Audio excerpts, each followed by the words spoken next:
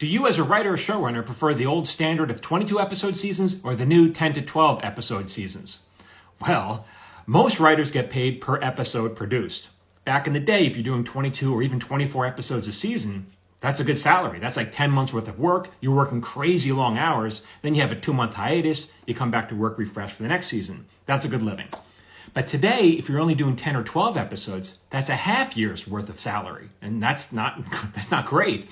And making it worse, sometimes on these streamers to save money, the writers aren't hired for the whole season. They're hired on a weekly basis, usually just for pre-production to get most of the scripts written. But there's still work that needs to be done in production. There's rewrites, there's notes from the network, there's tailoring scripts to certain guest stars. It's a lot of work, and without the writing staff, that will just fall on the showrunner's shoulders, and that's a big burden.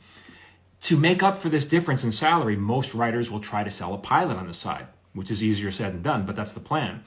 Back in the day, when I was doing 24 episodes a season, my contract would often say that I wasn't allowed to develop. And I was like, yeah, that sounds fair. I understand. Because the showrunner wanted you to be focused on the show and you were getting compensated for that. And that was fair. But today, a showrunner can't even make that demand. And so often you'll have a writing staff, they're only working for a couple of months, and half their brain is focused on the next job because they have to get another job. And I do think that hurts the quality of the work.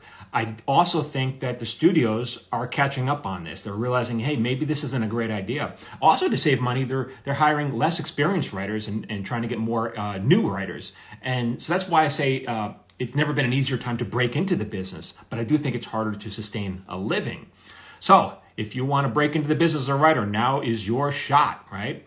Okay, for more tips, keep following me here and get on my weekly newsletter. It's for free and you can get on it here. Thank you for your question.